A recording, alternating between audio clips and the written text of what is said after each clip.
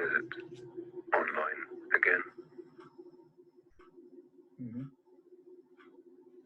So we do nothing.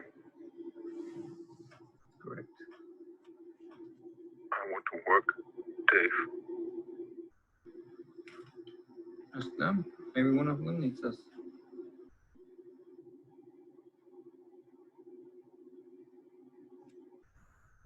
Hello, creative people.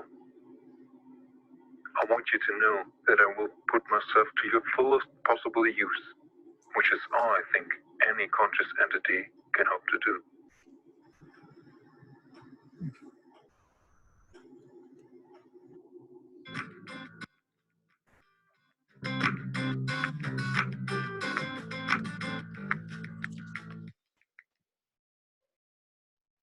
Good morning, early birds. Welcome to Creative Morning Berlin. I'm Jürgen Siebert, your host since August 2011, when we celebrated our very first event. Today is our 96th event. We're really proud of that. None of this would be possible without your continuous interest in all our activities and your strength to get up early, either to listen to a lecture or to give one yourself. Additionally, it is our second online event. On the one hand, it's a pity that we can't meet in person. On the other hand, we learned at the first online event 4 weeks ago that this form can provide just as much fun and knowledge. Participation is desired.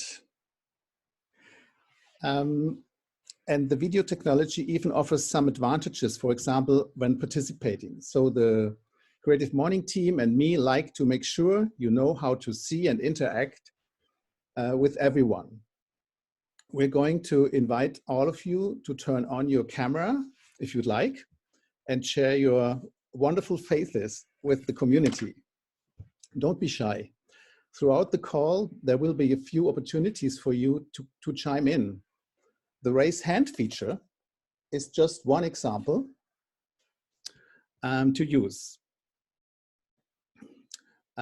You can see on the slide, click on participants at the bottom of your Zoom screen, and then in the pop-up, click the blue hand.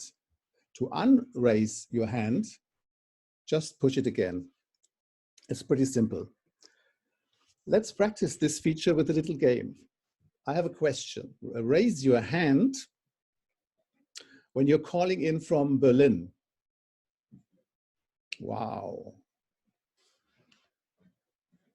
Oh, I think we need a new feature in Zoom, the hand count feature. Fantastic. Counter question. Now raise your hand if you're not calling in from Berlin.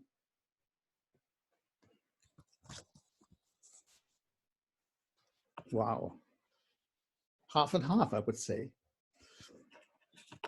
And are you as excited about this feature as I am? Works perfectly. Thanks a lot. Feel free to give snaps or jazz hand or applause throughout the event. We will like it. So you have additional features like thumbs up, and you can all see them in the More button. And not to forget the chat function. Wiebke will take care, our co-moderator Wiebke will take care of the chat and will answer your questions. And we will have a Q&A anyway at the end of this event. When we started in August 2011, the Berlin chapter was the 7th in the Creative Morning Network. Today, Creative Mornings take place in 216 cities on 5 continents. What always amazes me are new locations in countries whose everyday life is characterized by economic embargoes and borders that are difficult to cross. Apparently, creativity knows no boundaries, which should make us all proud. It has come to a nice tradition that we take a look at the newcomers at the beginning of each event. This year, for example, new Creative Mornings joined from Mongolia, Armenia, Oman, and Iran. The new additions of the last 4 weeks are geographically less exotic, but all the more welcome. It's Winston-Salem in North Carolina, USA, and New Orleans in Louisiana, USA.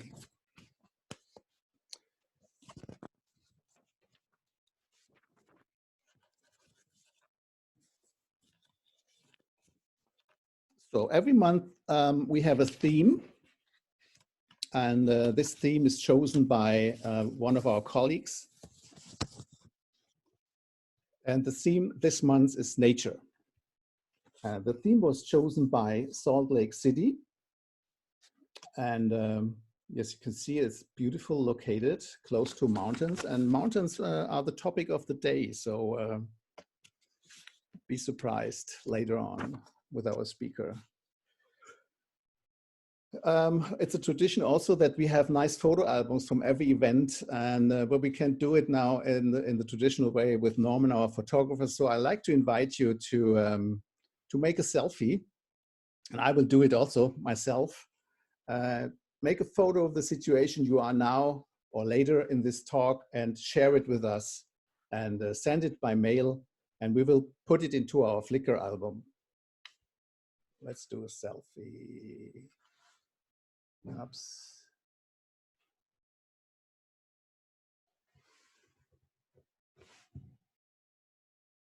Cool. Yes, Creative Mornings could not take place without the great support of our 3 global sponsors, and who keep the headquarters in New York alive. Their generosity is particularly evident in times of coronavirus. Let's start with MailChimp, a service that many of you use like we do for our newsletters.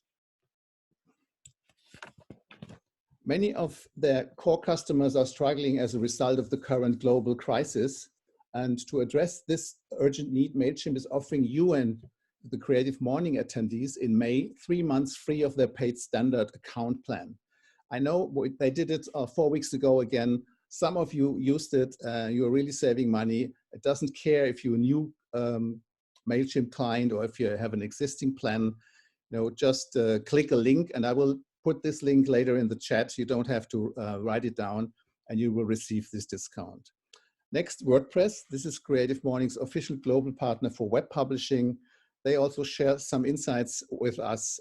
They are offering free 30-minute webinars every day for anyone who is interested in learning more about how to build a website or bring their business online.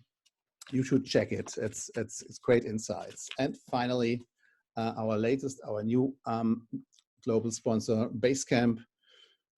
They have an interesting internal information that they share with us about how to communicate, especially in these difficult times. And they share their insights, and I will also put the link in the chat later on, and you can download their white paper. Yes, feel free to, sorry, let's go back. Feel free to share your photos, your thoughts or quotes from the talk on Instagram or Twitter. Our Twitter handle is, and our Facebook, Twitter and Instagram handle is both the same, at Berlin_CM. Please use the hashtag CMBear if you write something on this event. This is what you can expect this morning. We have a 20 to 25-minute talk with Jan Schwochow. Then we will have 10 minutes Q&A with Wiebke. And we have 5 30-second pitches. This is always great fun, looking forward to it. And now I would say, let's start. Please welcome Jan Schwochow. Good morning.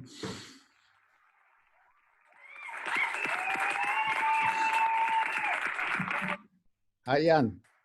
Let's share your screen. I will stop mine and you can share your screen. Okay.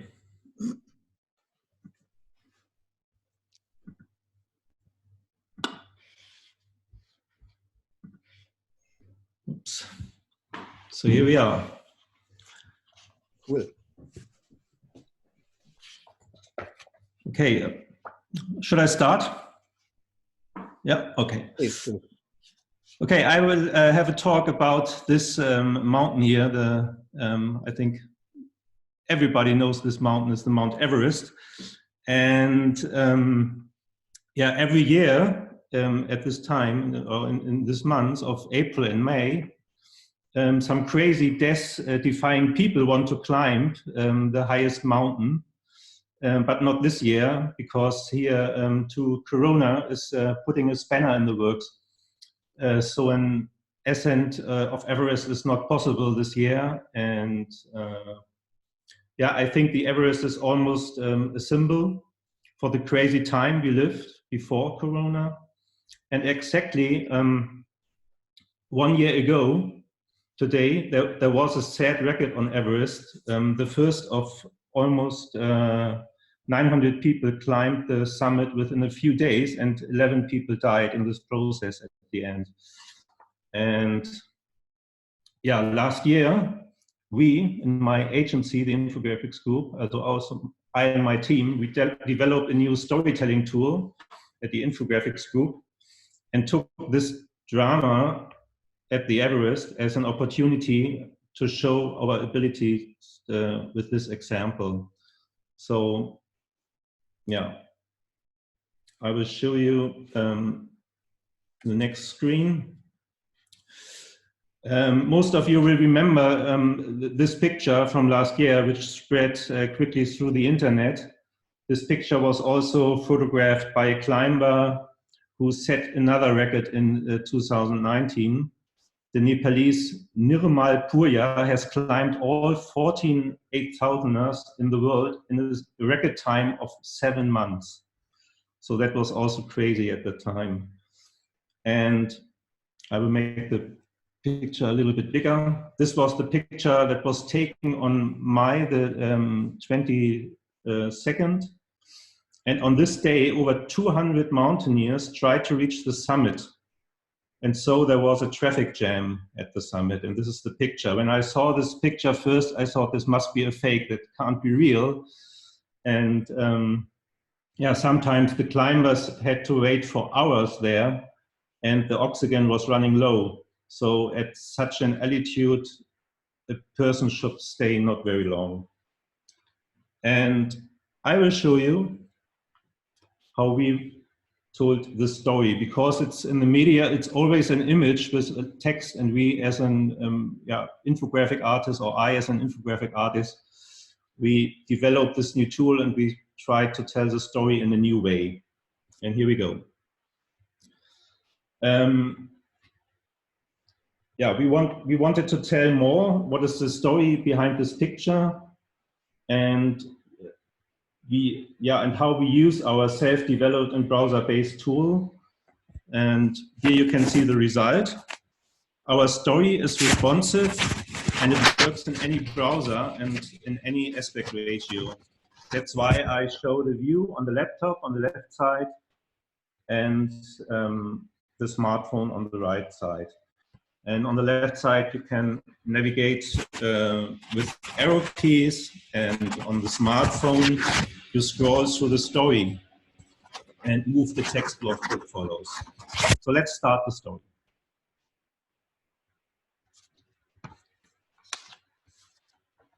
Yeah, our common thread is a simple bar chart in the story.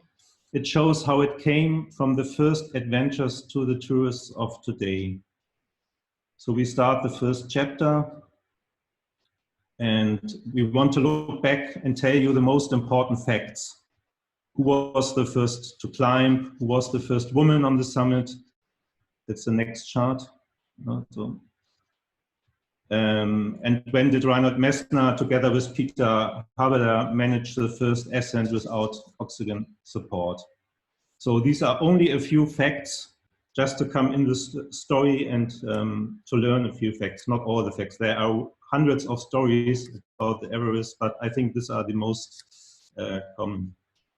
And the next step is to explain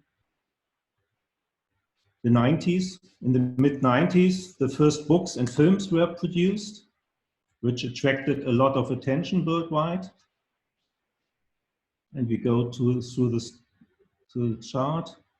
Then, of course, the technical equipment became better, and the weather forecast also improved.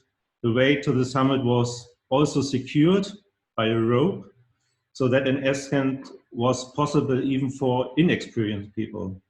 And in the internet, you can follow the ascent almost live. So that's the next point. So more people come or want to climb to the mountain. And another crazy story we find out, it was in 2008 when the Olympic flame was carried to the summit. This was shown live on television. They installed a VLAN to the summit from the North Route to the Everest, and it's another crazy story. Then something sad happened. It's the next step. In 2014, there would be a serious accident, an avalanche. And also the year after, there was an earthquake. I think all of you know the earthquake at that time. So ascent was not possible or impossible to go to the summit of the Everest. So that was our first chapter to go to the story. And then we start the next chapter. And now we go through we ask ourselves, how was the making of this catastrophe? And first of all, we have to show a chart about the weather conditions. Then first we have to understand that there are only a few days which in essence is possible. And in winter, it is much too cold and windy, and in summer and autumn there's too much snow.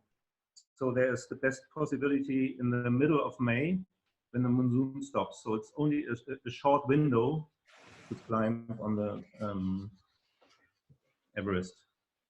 And this is proven by the next chart in our story. We put it over there. This is proven by this chart with all 10,000 successes so far since 1953.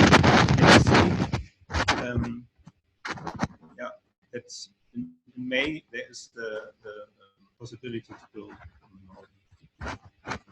So if we look, sorry, Jan, would everybody please mute the microphone except the speaker? We have some noise in the talk. Thank you. Okay, then I go on to the next chart. We look through the May of 2019. We get the numbers. It's very difficult to get data or statistics of the Everest.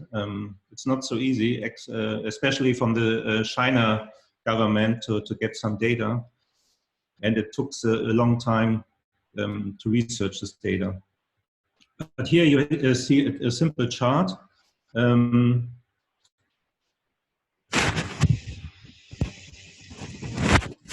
This is, if we look to the May, there were only 2 very small time slots. These are the orange fields, where the ascent was possible. But first, the safety ropes have to be laid all the way to the summit. This is important to know. And then let's have a look at the numbers of the climbers, of the summiteers. Here we are. Who was on the summit and when? The summits were stormed first by the southern route that you can see here. Then the weather was too bad, and when the weather got better again, everybody wanted to go to the summit at the same time. Of course, he and she were afraid of not having a chance afterwards. So there were 366 people on the summit on May the 23rd. A madness, I think. And on these days, there were also the most victims.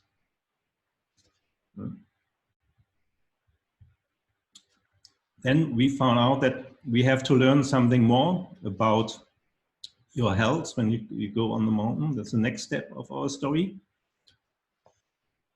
Because above 8,000 meters, there's the death zone. A few of the summiteers will die of the so-called altitude sickness. And this is important to know. If you go there, you may die. And by this way, you can see in our tool, the mountain is a 3D object here.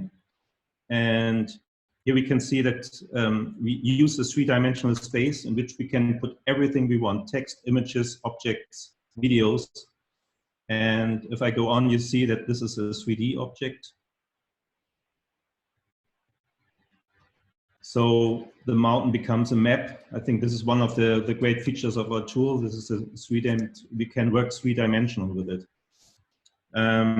Yeah, and this story here is that you see the north and the south route to the summit, and also the economic aspects for China and Nepal.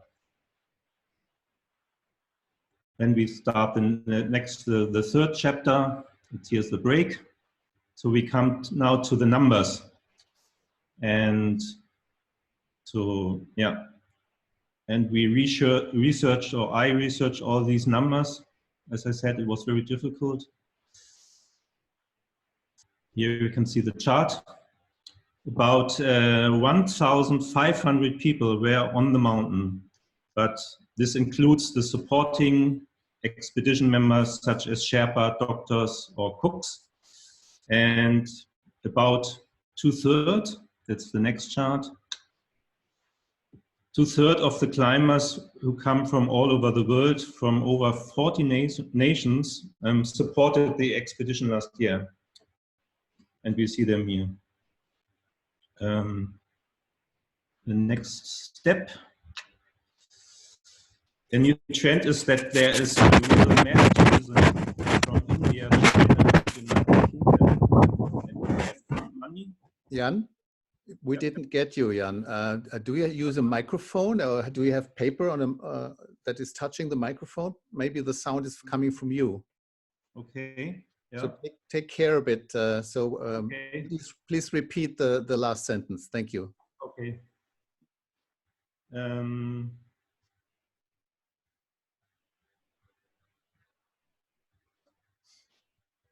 Okay, a new trend. I think this was the part. A new trend is that there is a real mass tourism from India, China, and United Kingdom. And if you have enough money, you get 2 Sherpa at your side who will put you to the summit and provide you with oxygen. And many of these people actually have too little experience for such an venture. And here you see in this chart, most of the people came from India, China, and UK. I think at that last year, there were only 2 people from Germany.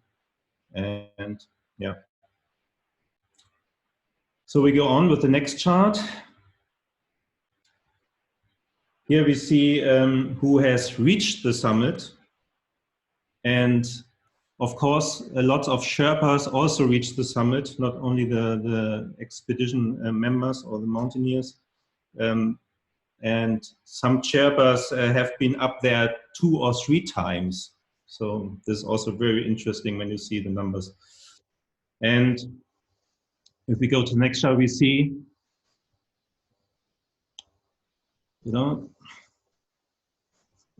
here you can see the victims, the 11 victims, and 4 of them were inexperienced Indians, but also some professionals. Unfortunately, it's just so that a certain percentage will always die at these highs. This is what you have to know. And now is the next move to the end of the story. Yeah, you have to know that everyone who goes on this adventure has to expect that he can die. And in the end, we don't show the real photos of the victims as it is done in the media. I think this is important for us, not to show the images of the faces also, because we are only interested in the data and in the story. We just want to show the reader which countries they came from and how old they were. And here you can see that many of the victims were between 52, that's my age, and 65 years old. And I think everyone can form his or her own opinion here. And yeah, we end the story, of course, with the authors and the references. It's important always to show your references. And okay, that was our story. And I'd like to give you here an insight to our tool. This is just a beta version. This is how it looks like. It's a mixture of After Effects, PowerPoint, or Sketchpad. As I said, it's a 3-dimensional room. I will show you. And yeah, we can use it to demonstrate it's 3-dimensional. I will start. It's a video, the screen of this tool. Here you can see you can go through the steps, and here you can see that's a 3-dimensional view.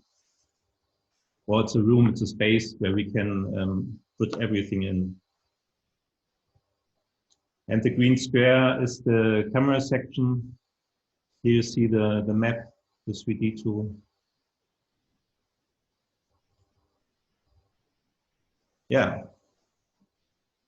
It's a lot of fun to work with it. It's a complete new thing for us as an infographic artist to be creative with this tool, because everything is possible. The images came from any direction you want, and yeah, it's more a thing about what story will you tell, what facts after facts, and yeah.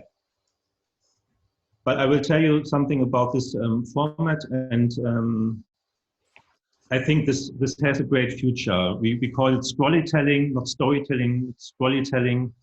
I think you see a lot of stories like our stories in the web, but I think most of these stories are coded and not made with a tool.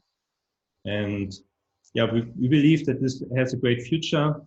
And I make this example here with the book and a movie to compare it, because books are still a wonderful medium to deal with the topic in detail, I think, but it takes up a few days to read a book, and the pictures are mostly created in your head.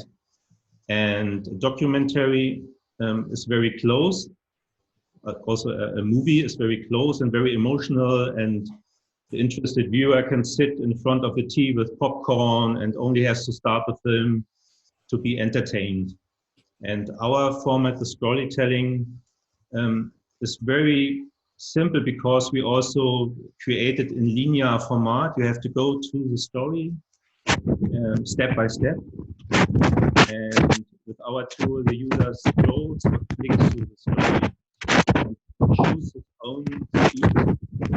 I think this is also very similar to the book, that you have your own speed. You have to read fast or slow. Sorry, Jan, we have noise again. Okay. Unfortunately, the last 3 sentences, please repeat the story. Okay. The benefits of Scrollytelling. Yeah. Thank you. I think the most important thing is that we have a linear format, and we can choose our own speed, like we use a book.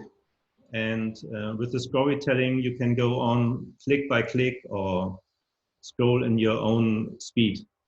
And that's also good to yeah. We have measured it. As I said, a book, I think you need to read a book in 1 day or a few days. The movie is around 30 minutes or 45 minutes. And our Scrollytelling story is about 7 minutes. So you need about 7 minutes to come through the story. And yeah, so it could be a good alternative, I think, to tell a story, especially to convey knowledge with our tool. And that's what we do as an infographic artist, to convey knowledge.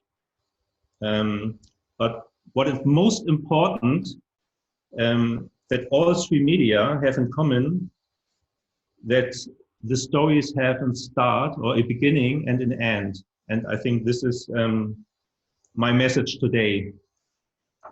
I think it's that is underestimated nowadays.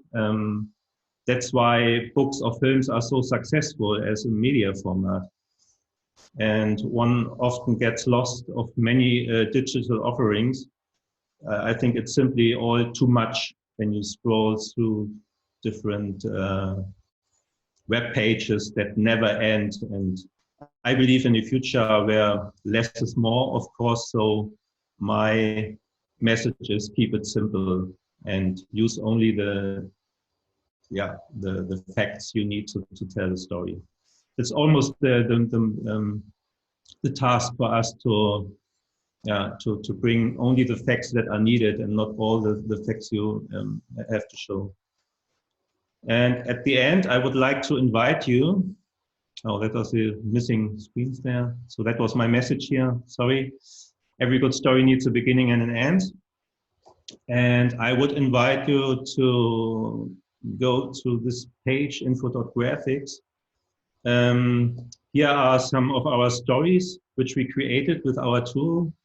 Try this out here and on different devices. It's just a demo site.